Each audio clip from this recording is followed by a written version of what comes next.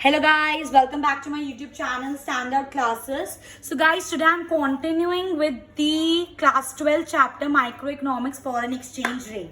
Last class में हम लोगों ने types of foreign exchange rate का fixed exchange rate system discuss कर लिया था. अब हम उसको आगे पढ़ते हैं, ठीक है?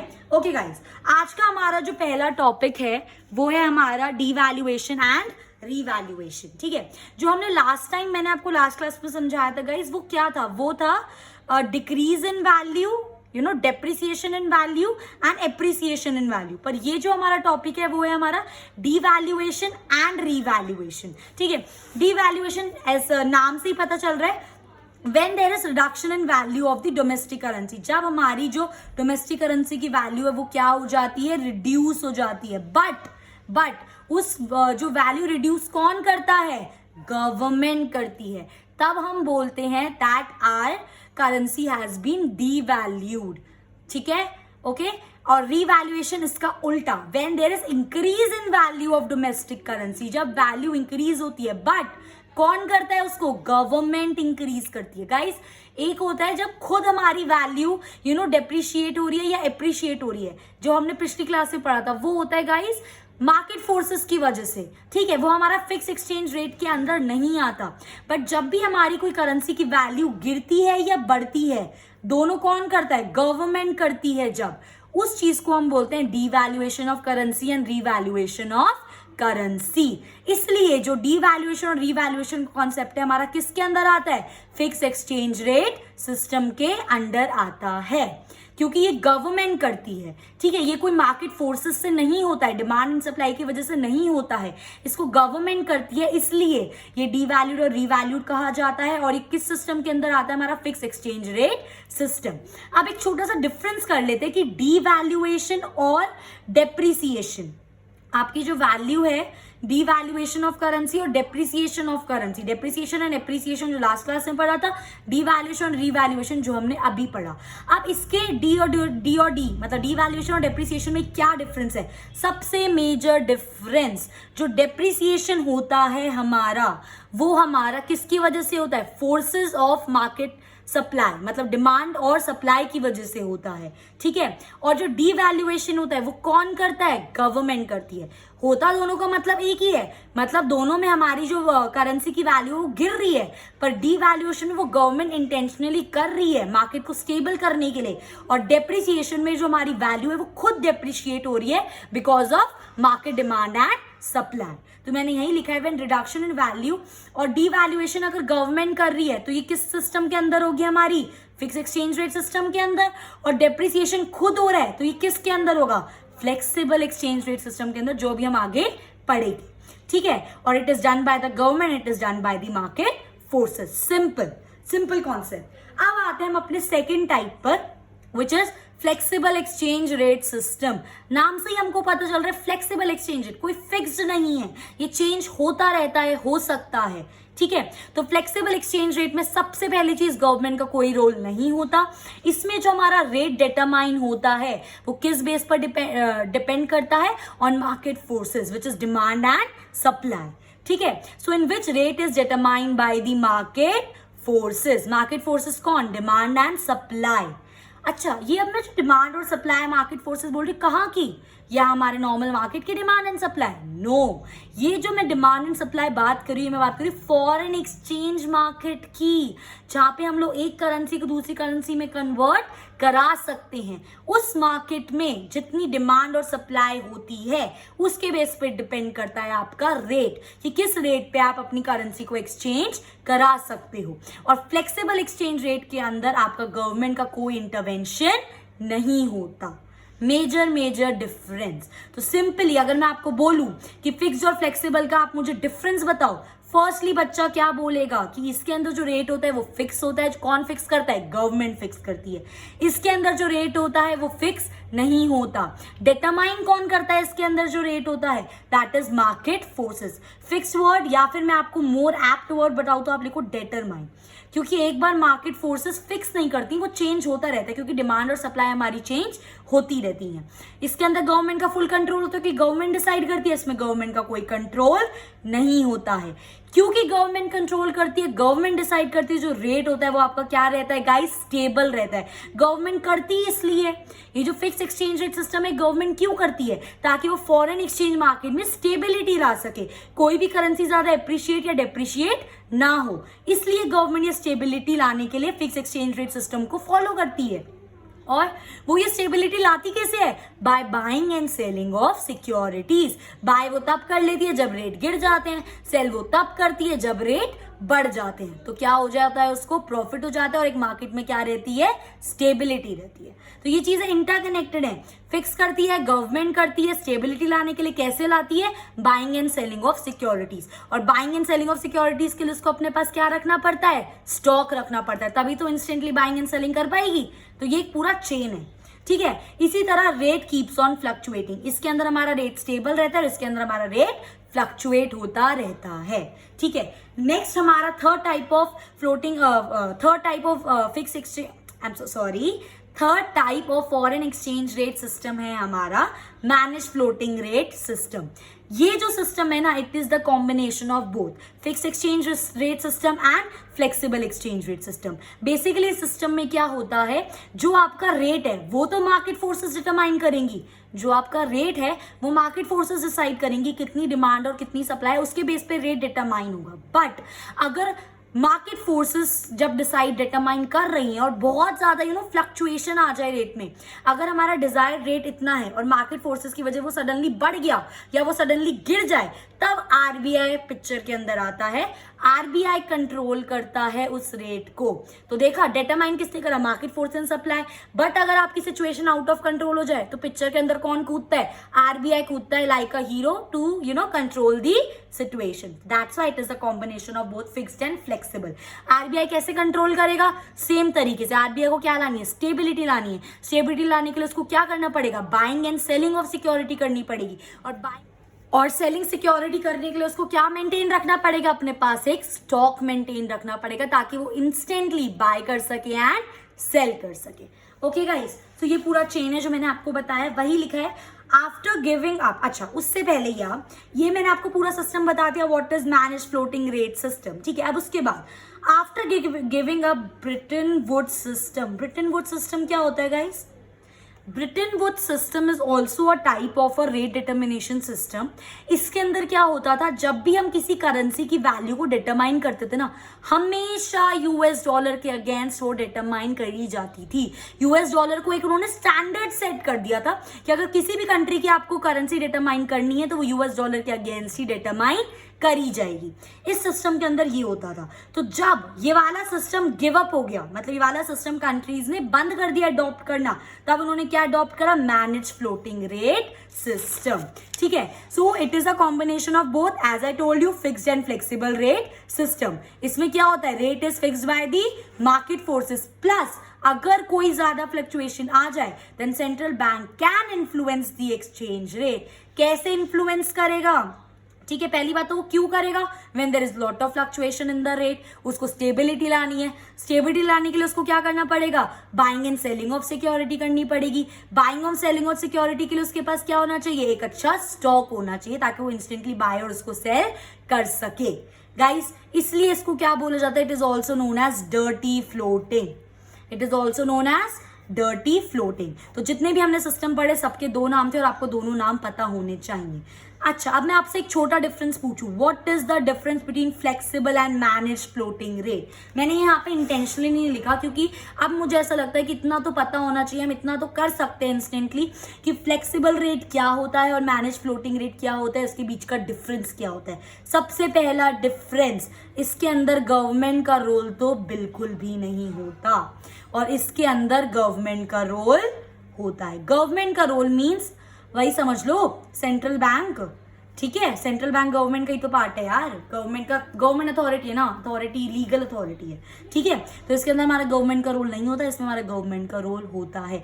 कह सकते हैं कि इसमें गवर्नमेंट इन्फ्लुएंस नहीं कर सकती एक्सचेंज रेट सिस्टम को, ये फ्लेक्सिबल की बात कर रही हूँ मैं, यहाँ पे मैनेज्ड की बात कर रही हूँ। और इसमें अगर आरबीआई चाहे, ठीक है, सेंट्रल बैंक चाहे तो वो अपना यहाँ पे इन्फ्लुएंस कर सकती है एक्सचेंज रेट को।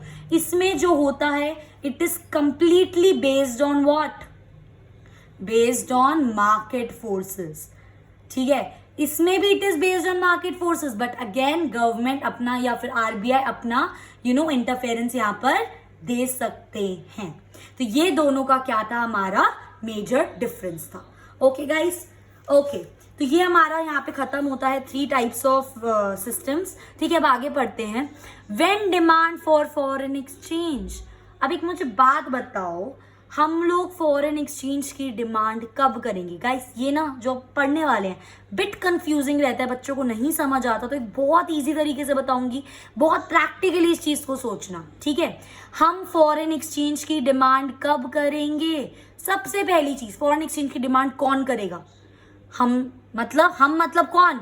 लोकल रेजिडेंट, जो इंडिया के लोग हैं वो डिमांड कर रहे हैं ना हम फॉरेन एक्सचेंज की। अच्छा, हम फॉरेन एक्सचेंज की डिमांड क्यों करेंगे? अपने घर में तिजोरी में रखने के लिए? नहीं ना, है ना। समझ रहे हो कैसे सोचना है? तो सबसे पहली बात, it will be demanded by local resident, obvious सी बात है, ठीक है। अगर आप एक अमेरिकन के पॉइंट ऑफ व्यू से सोचो तो अमेरिका, अगर एक कोई अमेरिकन डिमांड कर रहा है फॉरेन एक्सचेंज, मतलब उसे इंडियन रुपी चाहिए, तो अमेरिका क्या है? अमेरिकन क्या है? लोकल रेजिडेंट है ना अमेरिका का। समझ रहे हो?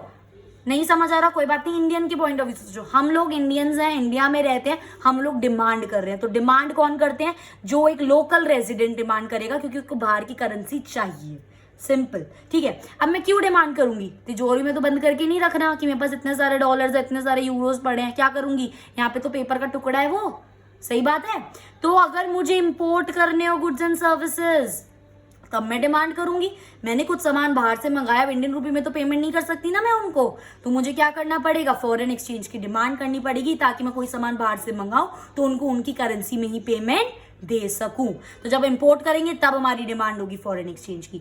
जब मैं बाहर घूमने जाऊंगी, टूरिज्म, जब बाहर घूमने जाऊंगी तब मेरी डिमांड होगी फॉरेन एक्सचेंज की। इंडियन रुपी में तो नहीं घूम सकते बाहर, लोग बोलेंगे भाई इंडिया में ही वापस जाओ, इंडियन रुपी है तुम्हारे पास, इंडिया में जाओ, यहाँ नहीं चलेगा, ठीक है। सच में इंडिया में ही आना पड़ेगा, चले मत जाना कभी, ठीक है। ओके, सो टूरिज्म में हमारी डिमांड बढ़ेगी for foreign exchange. Now unilateral transfer sent abroad. What is unilateral transfer guys? Unilateral transfer is basically one side transaction. It is what? It is one side transaction. मैं यहाँ पर बैठी हूँ, for example मेरे मम्मी पापा abroad में हैं, अब उनकी एनिवर्सरी है, तो मुझे उनको कुछ गिफ्ट करना है, ठीक है। मैं उनसे रिटर्न में कुछ नहीं मांग रही, यहाँ पे तो गुड्स आए तब मैंने पैसा दिया, बाहर घूम के जाके उसकी सर्विस ले रही हूँ तब मैंने पैसा दिया, यहाँ पे मैं उनसे कुछ नहीं ले रही रिटर्न में, वन साइड ट्रांसफर है। मैं उनको गिफ्ट दे रही हूँ, उनकी एनिवर्सरी, और वो बाहर है, इंडियन रुपी में दे नहीं सकती हूँ, इसलिए कुछ अगर मुझे खरीदना है तो पहले मुझे फॉरेन एक्सचेंज चाहिए, ताकि मैं उनकी करेंसी में उनका कुछ खरीद के उनको पेमेंट कर सकूँ। यूनिलैटरल ट्रांसफर वन साइड, और यहाँ पे लिखा है यूनिलैटरल सेंट अब्रॉड। जब हम अपनी कंट्री से बाहर भेजेंगे तो हमें क्या चाहिए? बाहर की करेंसी चाहिए, तो हम क्या करेंगे? डिमांड करेंगे फॉरेन एक्सचेंज की। नेक्स्ट, कोई मैंने असेट परचेज करा, मैंने कोई लैंड परचेज करा बाहर, कोई बिल्डिंग परचेज करी, कोई मशीनरी परचेज करी बाहर, अगेन इंडियन रुपी में पेमेंट नहीं कर सकती, तो मैं क्या करूंगी? डिमांड करूंगी फॉरेन एक्सचेंज की। ये वाला पॉइंट बहुत ध्यान से समझना। स्पेक्यूलेशन, स्पेक्यूलेशन का मतलब क्या होता है गाइस? स्पेक्यूलेशन का मतलब होता है बेसिकली कि हम कोई ऐसी ट्रांजैक्शन कर रहे हैं, हम कोई बहुत बड़ा रिस्क उठा रहे हैं, ठीक है, हम कोई रिस्क की ट्रांजैक्शन कर रहे हैं जिसके अंदर हम ये होप रख रहे हैं कि हमें गेन होगा, but at the same time हमें लॉसेस होने की भी चांसेस हैं। फॉर एग्जाम्पल जुआ, गैम्बलिंग। मैंने एक रिस्की ट्रांजैक्शन करी, मैं गैम्बलिंग ये माइंडसेट से कर रही हूँ कि मुझे क्या होगा? प्रॉफिट होगा, बट मुझे लॉस भी हो सकता है, और हाई रिस्क किसका होता है? लॉस का। तो उन ट्रांजैक्शंस को हम क्या बोलते हैं? स्पेक्यूलेटिव ट्रांजैक्शंस, ठीक है। अब ध्यान से सुनो। Speculation, when people want to gain from appreciation of the currency, एक चीज है, ठीक है। अब मैं एक मार्केट में हूं, मैं फॉरेन एक्सचेंज मार्केट में हूं, ठीक है। एकदम से ना डॉलर के रेट गिर गए, एकदम से डॉलर के रेट गिर गए, तो मैंने वो खरीद लिए। मैंने सोचा भाई जैसी रेट बढ़ेंगे मैं इनको सेल कर दूंगी ताकि मुझे क्या हो जाए, प्रॉफिट हो जाए। तो सबसे पहली चीज ये जो ट्रांजैक्शन है हमारी, ये कौन सी ट्रांजैक्शन हुई, स्पेकुलेटिव ट्रांजैक्शन। क्यों?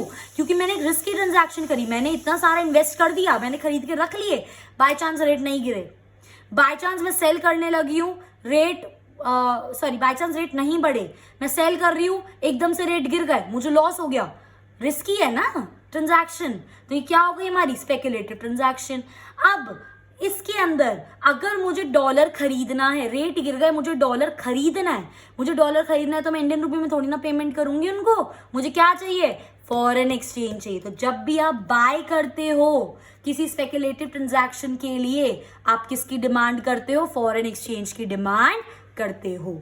आई होप ये चीज बिल्कुल अच्छे से समझ आ गई होगी। ठीक है, तो हम ये तो था टॉपिक कब हम डिमांड करते हैं फॉरेन एक्सचेंज की। ठीक है गाइस, नेक्स्ट टॉपिक है मेरा when there is rise of demand, मतलब फॉरेन एक्सचेंज की डिमांड कब बढ़ेगी, इनमें भी बढ़ेगी। एक अगर अब थोड़ा इकोनॉमिस्ट के पॉइंट ऑफ व्यू से सोचे, कब बढ़ेगी डिमांड, खुद सोचो ना, जब हमारी करेंसी की वैल्यू क्या हो जाएगी, एप्रिशिएट हो जाएगी। एप्रिशिएट और डेप्रिशिएट का कॉन्सेप्ट मैंने अपनी लास्ट वीडियो में समझाया, अगर किसी स्टूडेंट ने नहीं समझाया तो उसको रेफर कर सकता है। एप्रिसिएशन का मतलब होता है हमारी करेंसी की वैल्यू एप्रिशिएट हो गई, इसका मतलब हम उन्हीं पैसों में अब बाहर से ज्यादा सामान खरीद सकते हैं। एक एग्जाम्पल, पहले मेरा $1 70 रुपए का था, अब मेरा $1 60 रुपए का हो गया है, 10 रुपए बच रहे हैं ना मेरे। 70 रुपए पहले मुझे देने पड़ रहे थे $1 खरीदने के लिए, अब मुझे 60 रुपए देने पड़ रहे हैं $1 खरीदने के लिए। यार मेरा मतलब वही सामान अब 10 रुपए सस्ते में मुझे मिल रहा है। तो जब भी मेरी करेंसी की वैल्यू एप्रिशिएट होगी, हमारी डिमांड ऑफ फॉरेन एक्सचेंज बढ़ेगी। क्यों ना बढ़े, जब हमारी करेंसी की वैल्यू एप्रिशिएट हो गई, अब हम ज्यादा सामान उन्हीं पैसों में खरीद सकते हैं बाहर से, तो हम क्यों ना खरीदें, ऑब्वियसली हम खरीदेंगे। ठीक है, तो जब भी हमारी करेंसी की वैल्यू एप्रिशिएट होगी, हमारी डिमांड फॉरेन एक्सचेंज की बढ़ेगी। ऑब्वियसली बात है, मैं ज्यादा सामान खरीद सकती हूँ, मेरे इंपोर्ट्स बढ़ेंगे, मैं बाहर घूमने जाऊंगी, मैं ज्यादा जगह घूम सकती हूँ उन्हीं पैसों में। एट द सेम टाइम मेरी स्पेकुलेटिव एक्टिविटीज बढ़ेंगी। इसका मतलब क्या है, अब मैं ज्यादा, मतलब अगर मैं 70 रुपए में पहले $1 खरीद पा रही थी, ठीक है, अब मैं पहले 140 में मैं $2 खरीद रही थी गाइस, अब मैं वही $2 120 रुपए में खरीद रही हूँ। समझ रहे हो, वही $2 में 120 रुपए में खरीद रही हूँ। मैं और ज्यादा खरीद के रख लूंगी ना फटाफट से अपने पास, और जैसी रेट गिरे सेल कर दूंगी उनको। समझ रहे हो, तो इसमें भी हम बाय कर रहे हैं क्योंकि हमारी एप्रिशिएट हो गई, हम ज्यादा खरीद सकते हैं। तो अगर हमें ज्यादा खरीदना है तो हम क्या कर रहे हैं, डिमांड अपनी बढ़ा रहे हैं ना फॉरेन करेंसी की। ये होता है कॉन्सेप्ट, आपको भी प्रैक्टिकली इसी तरीके से सोचना है। ठीक है, ये तो हो गई डिमांड कब करते हैं, कब बढ़ती है, जब हमारी, ये मेन इसका है, जब हमारी करेंसी की वैल्यू एप्रिशिएट होती है। ठीक है, हमारा डिमांड कर्व कैसा होगा, in terms of rate and demand of currency, it will always downward sloping. Why? Because there is inverse relationship between rate of interest and demand. जहां पे आपका rate of interest बढ़ा, आप वहां पे अपनी डिमांड को क्या कर दोगे, कम। अगर मेरा रेट ऑफ इंटरेस्ट कम हो गया, आप अपनी डिमांड को क्या कर दोगे, बढ़ा दोगे। इनवर्स रिलेशन है ना, रेट ऑफ इंटरेस्ट बढ़ा, डिमांड कम, रेट ऑफ इंटरेस्ट कम हुआ, डिमांड बढ़ रही है। ऑपोजिट डायरेक्शन में चीजें मूव कर रही हैं, है ना, ऑपोजिट डायरेक्शन में चीजें मूव कर रही है। That's why it is always downward sloping. अब जो हमने कॉन्सेप्ट पढ़ा ना डिमांड का, वही कॉन्सेप्ट यहां लगा दो, सप्लाई ऑफ फॉरेन एक्सचेंज। ठीक है, अब हम, अच्छा इसका मतलब क्या है, अब हम सप्लाई कर रहे हैं फॉरेन एक्सचेंज की, इसका मतलब क्या है कि बाहर से डिमांड आ रही है, मतलब हम इंडियन रुपी अपना बाहर भेज रहे हैं, हम सप्लाई कर रहे हैं फॉरेन एक्सचेंज की। ठीक है, समझ रहे हो, उसमें हम डिमांड कर रहे थे, हमें डॉलर चाहिए भाई, अब वो बोल रहे तुम हमें अपना इंडियन रुपी दो। समझ रहे हो, उनके लिए तो हमारी इंडियन रुपी फॉरेन करेंसी है ना। ठीक है, तो इसका मतलब ये कब होगा, जब हमारे एक्सपोर्ट बढ़ेंगे। ऑब्वियसली बात है, जब लोग बाहर का डिमांड कर रहे हैं, हम अपने एक्सपोर्ट बढ़ा रहे हैं, तो हमें सप्लाई करना पड़ेगा इंडियन रुपी बाहर, करना पड़ेगा इंडियन रुपी बाहर सप्लाई, तभी तो वो लोग हमें पेमेंट कर पाएंगे। एक्सपोर्ट कर रहे हैं हम, एक्सपोर्ट मतलब हमारा कंट्री से सामान बाहर जा रहा है। ठीक है, फॉरेन इन्वेस्टमेंट, एक बच्चे ने मुझसे क्वेश्चन पूछा कि दीदी फॉरेन इन्वेस्टमेंट, मैंने बोला, पहले मैंने उससे बोला कि जब हम फॉरेन इन्वेस्टमेंट का मतलब क्या है, कि बाहर से लोग आके यहाँ पे इन्वेस्ट कर रहे हैं। एक बच्चे ने मुझसे क्वेश्चन पूछा कि हम भी तो जाके बाहर इन्वेस्ट कर सकते हैं, वो भी तो फॉरेन इन्वेस्टमेंट हुई। अब ध्यान से सुनो मेरी बात, बिल्कुल सही बात है, दोनों फॉरेन इन्वेस्टमेंट है, बट दोनों में फर्क है। क्या फर्क है? बाहर के लोग यहाँ पर आके इन्वेस्ट कर रहे हैं, मतलब उनको हमारी इंडियन रुपी चाहिए तो हम सप्लाई करेंगे। अगर हम बाहर जाके इन्वेस्ट कर रहे हैं तो हम लोग डिमांड करेंगे। आई बात समझ? एग्जैक्टली। ठीक है, तो फॉरेन इन्वेस्टमेंट बाहर के लोग यहाँ पे आके कर रहे हैं, अगेन उन्हें हमें क्या चाहिए? हमारा इंडियन रुपी चाहिए। ठीक है, unilateral transfer, one side transaction from abroad, abroad से यहाँ पर आइए, एब्रॉड से यहाँ पर आएंगे तो उनको सप्लाई तो करेंगे हम अपना इंडियन रुपी। ठीक है, स्पेक्यूलेशन, अब इसके अंदर हमने क्या कर दिया? हम सेल कर देंगे। जो मैंने खरीद के रखे होते ना, मैं उनको बेचूंगी। मैं उनको बेचूंगी तो मुझे पैसा मिलेगा। पैसा किस में मिलेगा? पैसा वो हमें इंडियन रुपी में ही तो देंगे मुझे। तो अगेन वो किस चीज की डिमांड कर रहे हैं? इंडियन रुपी की, मतलब हम सप्लाई कर रहे हैं अपना इंडियन रुपी। ठीक है, when there is rise in supply, कब होगा? वेन हमारी करेंसी की वैल्यू क्या हो जाएगी गाइज? डिप्रिशिएट, मतलब बाहर के लोगों को फायदा है, अब वो उतने ही डॉलर में हमारे इंडियन के गुड्स ज्यादा खरीद सकते हैं।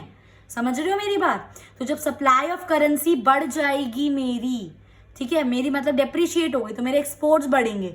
ऑब्वियसली बात है, एक्सपोर्ट्स बढ़ेंगे, वो ज्यादा खरीद सकते हैं, तो वो क्यों ना खरीदें? खरीदेंगे वो हमारी कंट्री से सामान, उनको सेम पैसे में ज्यादा सामान मिल रहा है, तो उन्होंने खरीदा, तो हमारी सप्लाई बढ़ गई फॉरेन करेंसी की, हमें बाहर इंडियन रुपी प्रोवाइड ज्यादा करना पड़ रहा है। ठीक है, और सिमिलरली स्पेकुलेशन में हम अब उन्होंने क्या करा? Supply of currency as people want to gain, यहाँ पे स्पेकुलेशन ट्रांजैक्शन हो गई ना हमारी, सप्लाई ऑफ फॉरेन करेंसी। उन्होंने अब ये चीज क्या कर दी? अब जब हमने सेल कर दिया उनको, है ना, तो अब वो जब हम सेल करेंगे तो हम पेमेंट नहीं करेंगे, सेम चीज है यहाँ पर। ठीक है, तो अगेन वो डिमांड, मतलब हमारे इंडियन रुपीज ज्यादा बाहर जाएगा। ठीक है, ऐसे समझो इन चीजों को। अगेन सप्लाई कर्व क्या होता है हमारा? Upward sloping. Why? Because there is positive relation between what? Rate and supply. ठीक है, सप्लाई, ऑब्वियसली बात है, एक ट्रेडर के पॉइंट ऑफ व्यू से सोचो, जितना मेरा रेट बढ़ेगा मैं उतना ज्यादा सप्लाई नहीं करना चाहूंगी। ये सब आपने 11th में पढ़ा है, नहीं पढ़ा है तो 11th की वीडियोस भी देख सकते हो, अपलोडेड है पूरा मटेरियल आपके लिए। ठीक है, ओके गाइस, इसके अलावा I will be continuing in my next video. I hope you like my video. If you like my video, please do like, share and subscribe. Thank you for watching.